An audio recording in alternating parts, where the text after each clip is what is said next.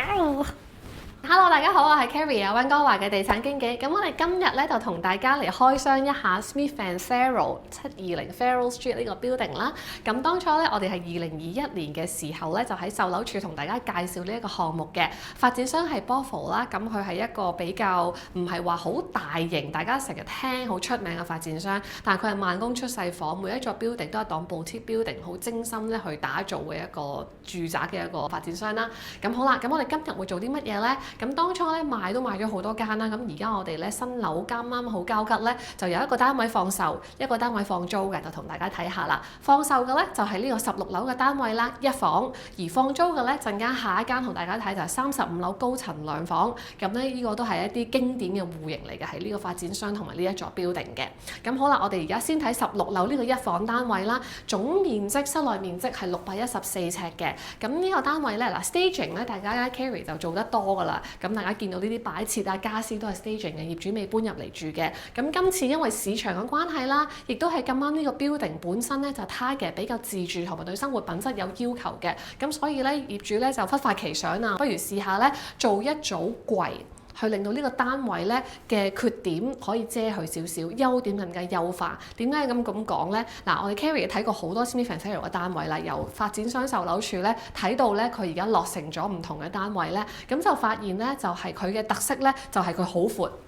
一房單位，你見到有4片玻璃個闊度，而且咧仲要係咧電視牆呢度再凹入去嘅。咁但係咧仲有個唔係咁好，但係其實都係一個優點嘅位，就係呢個單位當初嘅配色咧係白色金色。其實當初個個都好中意呢隻色嘅。咁但係咧，如果白色金色，如果你乜嘢裝潢都冇，全部係白牆嘅話咧，入到嚟嘅效果咧又會有啲 plain 嘅，有啲冷啊，有啲冰冷。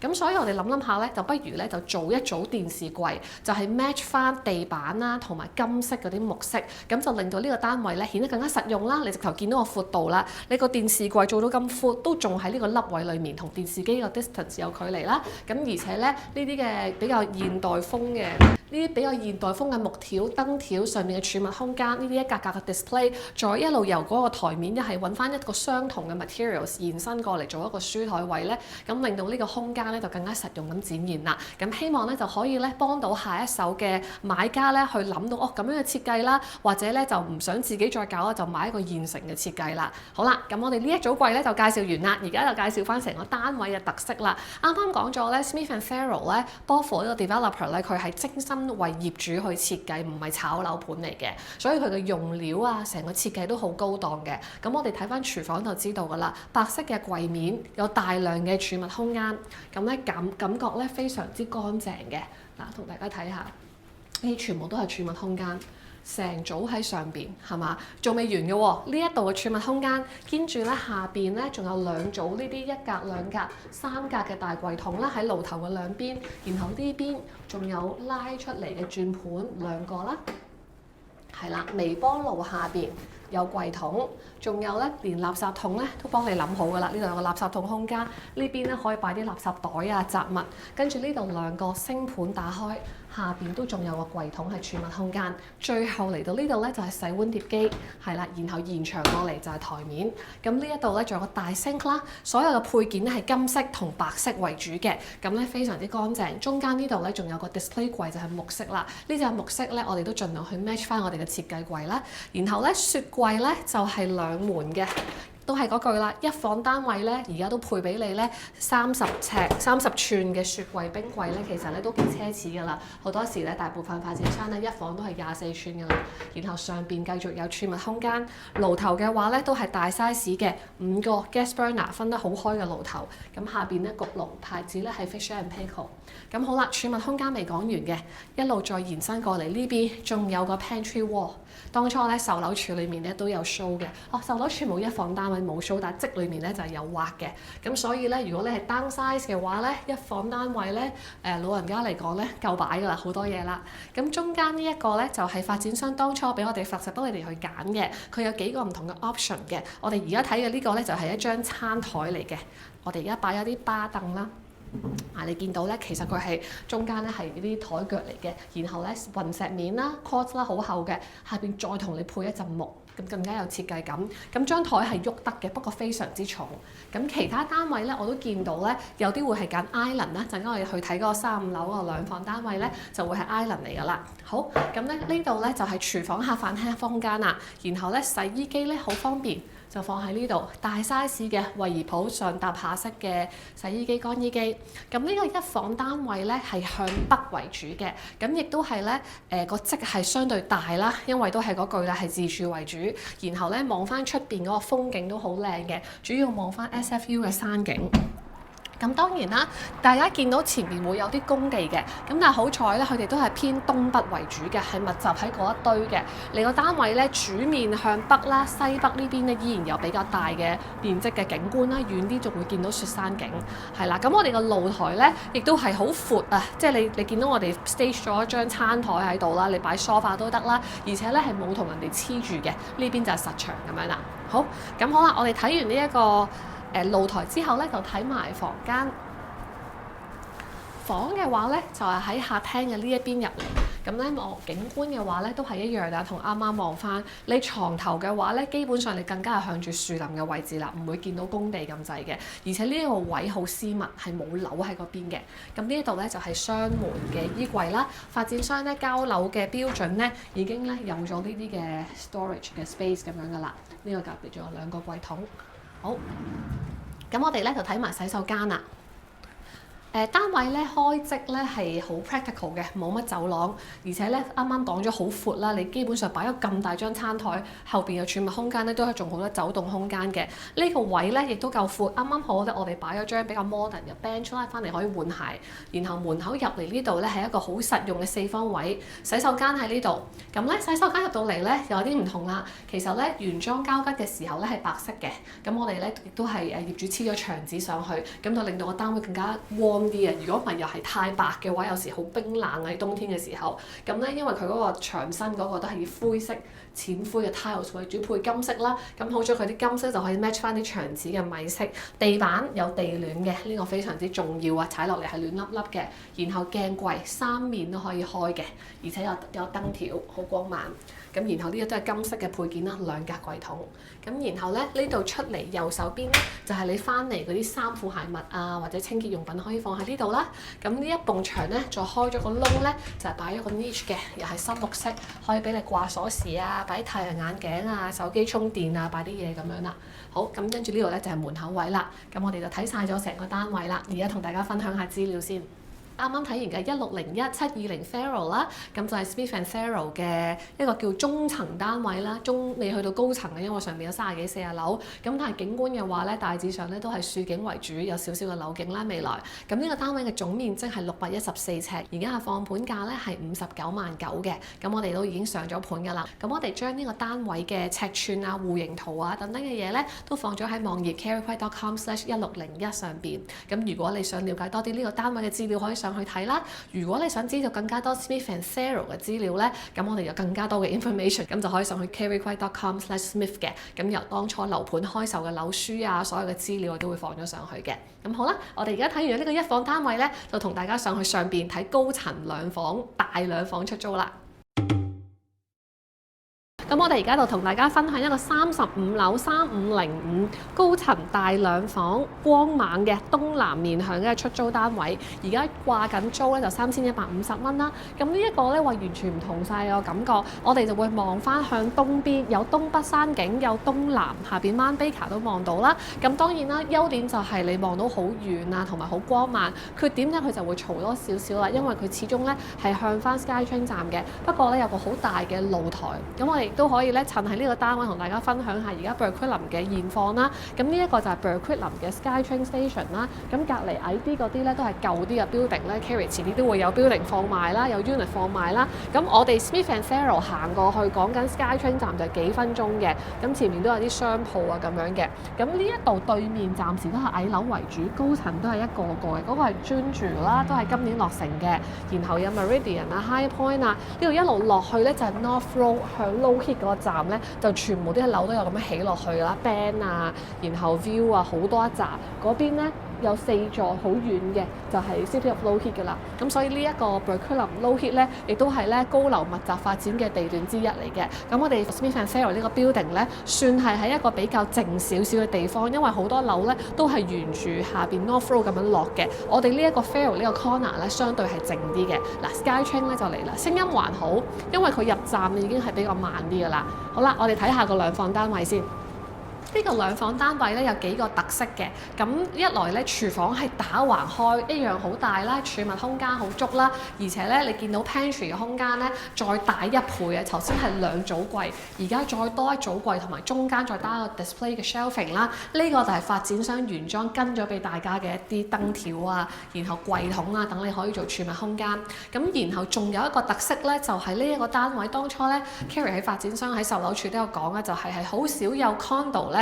係俾你一個窗台位，係由嗰個廚房個窗一路望出去嘅。通常咧好多時咧呢邊咧都係閂埋咗，係牆壁做櫃，然後呢邊咁樣 corner 嘅。呢一隻成個你大家數下幾多片玻璃？1、2、3、4、5、6、7、8、9、10片玻璃咁大嘅光猛單位咧，其實喺而家大部分新樓，就算你睇翻前邊 Clark & Como，我哋之前5、6、7有個單位賣咗啊。5、6、7嗰個有，前面嗰一紮咧就好少會有咁大嘅 corner 㗎啦。咁所以你喺呢個窗台去備餐啊，總之你喺呢個位咧就已經覺得好靚啦，就唔需要話等到佢客廳坐喺度啦。咁呢啲全部都係儲物空間啦，下邊都係啦。咁我就唔開啦，啱啱開過一次。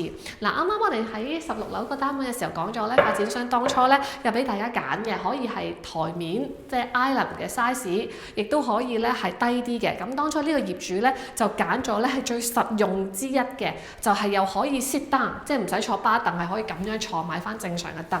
之餘咧，仲可以咧呢度再多少少儲物空間嘅，咁所以你呢一個位都可以坐到1個、2個、3個、4個、5個左右啦。如果係比較鬆動嘅話，咁當餐台當 island 用啦。咁然後呢邊咧就係大嘅客飯廳空間，客廳空間呢度可以擺電視櫃，呢邊咧就可以擺 sofa， 然後到處都係玻璃。咁啊2個房間啦，我哋睇主人房先。咁房間 size 好大啦，佢呢邊咧就係俾你擺 queen size 床，兩邊床頭櫃一定擺得落嘅。而且呢一隻咧係當初咧係比較 signature 嘅則之一嚟嘅。方向嘅話呢邊咧就向翻東南為主啦，一路望到 North Road 落去。咁然後咧呢一個咧佢係一個套房嚟嘅。咁呢邊行入嚟兩邊咧就做好晒衣櫃，有埋燈條，有埋啲櫃桶咁樣嘅。跟住再入嚟咧呢度可以閂門嘅，就係個洗手間啦。咁洗手間咧佢係一個 4 piece 嘅洗手間嚟嘅。呢啲全部都係可以打開用嘅鏡櫃啦，2個星盤，下邊咧都有大嘅儲物空間，然後呢度咧就係 shower stall 玻璃幕牆，係啦，咁然後呢度咧都係有個 niche 可以放嘢嘅。呢一隻 colour scheme 咧同頭先唔同啦，佢咧係白牆，咁咧而且咧係灰色深灰嘅地板啦，同埋木色嘅設計啦，啲牆磚都係灰灰地色嘅。好。咁呢一隻積咧，佢嘅房同廁所咧就係分開嘅，經過翻廚房去翻門口位咧，呢度啱啱好相對嘅就係 second bedroom。second bedroom 咧就暗啲，因為窗細啲，但係嘅景都唔錯嘅。你床頭就望住 Mount Baker， 係咯，幾靚嘅喎！你瞓喺度就望住 Mount Baker， 係啦。咁然後咧呢度咧就有燈喺呢度，都有個衣櫃。就算第2間房嘅衣櫃都做好咗 shelving unit 俾大家嘅。咁跟住呢度行出門口對面就係洗手間啦，所以咧老人家分開住嘅話唔使擔心揾廁所揾好耐。咁然後咧，因為呢一隻配色就唔係白金啦，係用翻銀色嘅 hardware 啦，咁一樣係深色嘅牆磚，係啦。咁呢個就係個 bathroom， 然後咧就出翻去咧呢度就已經係門口啦。咁呢一度就有洗衣機、乾衣機啦，門口 closet 啦，咁啊 corner unit 就多咗個走廊位。咁呢邊嘅闊度你都可以擺張好似我哋頭先 staging 嗰啲 bench 喺度，擺2幅畫咧點綴咗咧就好靚好多噶啦。咁呢個咧就係同大家分享緊咧，哇，其實仲有河景嘅喎，呢個高度可以望到 Fraser River。係啦，咁咧好啦，呢個單位咧室內面積905尺，2房2廁，樓下有車位 parking， 我哋而家放緊租嘅。咁如果想知道更加多資料咧，可以上去 carriequay.com/3505 啦。咁我哋嘅放租嘅價錢係3150蚊嘅。咁歡迎大家咧同 Carrie 預約查詢啊，或者約睇樓嘅。多謝大家。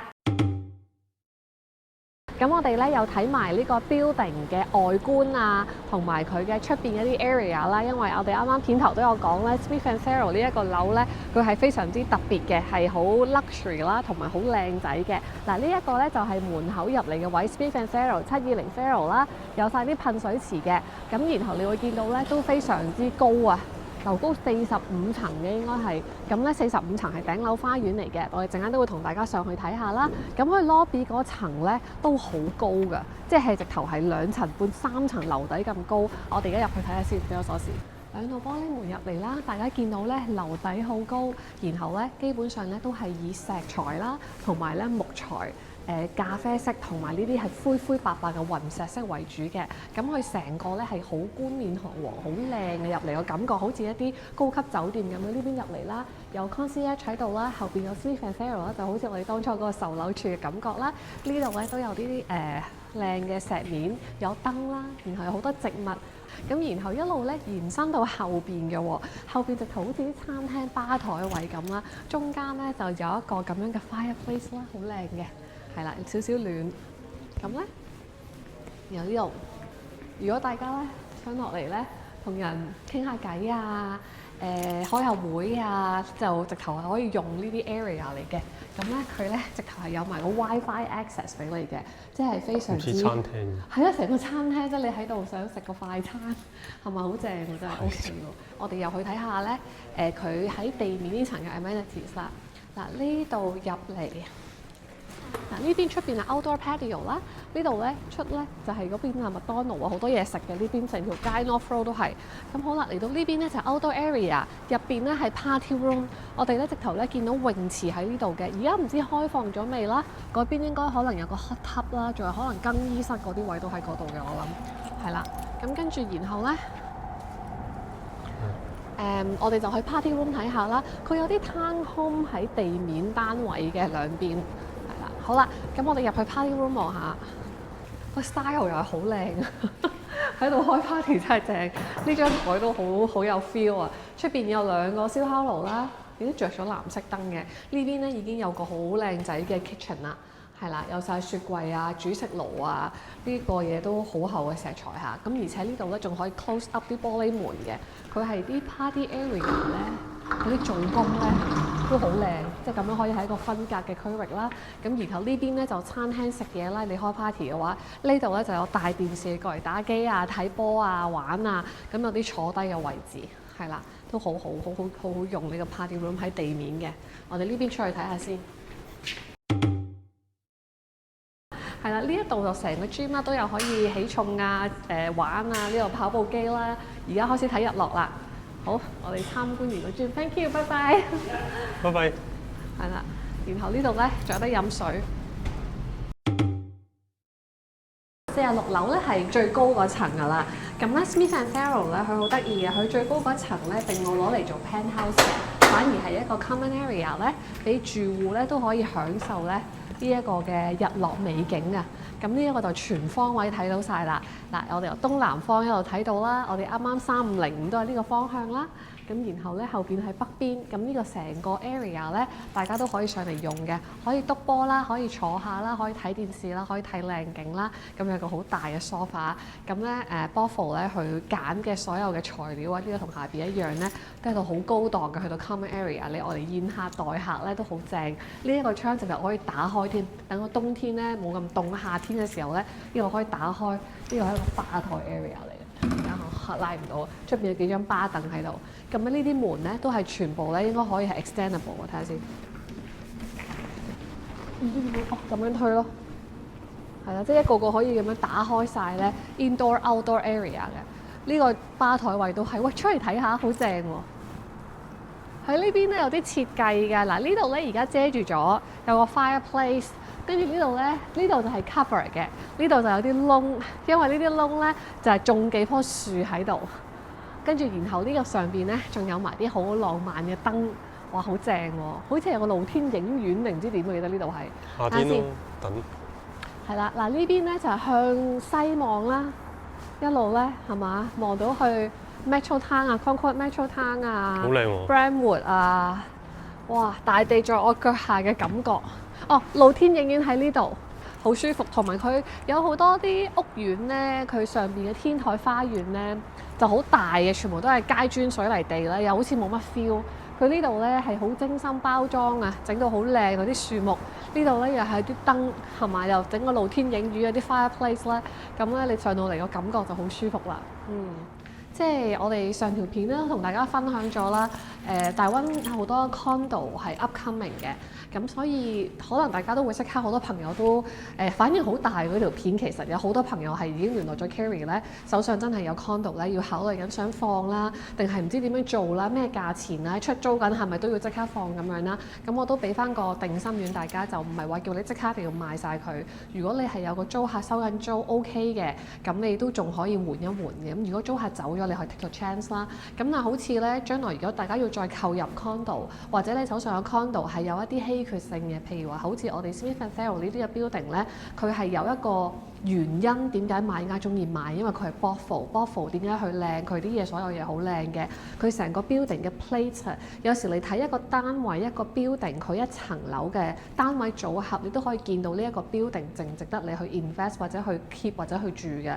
Bothell 嘅 building 我哋成層嚟講咧，我哋之前賣嘅時候都有講過咧，一房係佔好少數嘅，得2個都係大單位，其他都係大2房同埋更加大嘅3房咧。呢啲自住型嘅 building 咧，反而咧保值空間會好啲嘅，因為入嚟嘅人佢唔係租客為主，係真係 enjoy 呢個 building， 一住就住好幾年咁樣噶嘛。咁有啲嘅 floor plates 咧，一打開全部4個 corner 都係細2房，跟住全部都係1房 studio 咧，嗰啲咧就要擔心少少啦，因為嗰啲會係投資型噶嘛。咁當然睇好多嘢㗎，你 Bothell 嘅話，你個單位如果有靚景嘅，然後亦都有好多 special features 係大部分 condo 都冇嘅，咁你可以考慮下樓咯。所以其實賣樓又好，你手持物業又好 investment 又好，其實係一個好深嘅學問嚟嘅。我覺得即係唔係話一句講晒，哦係 condo 就一定要買，你要睇下你個產品本身喺市場上嘅稀有性啦，佢嘅保值性啦，同埋你自己本身會唔會需要呢個 unit 去住嘅。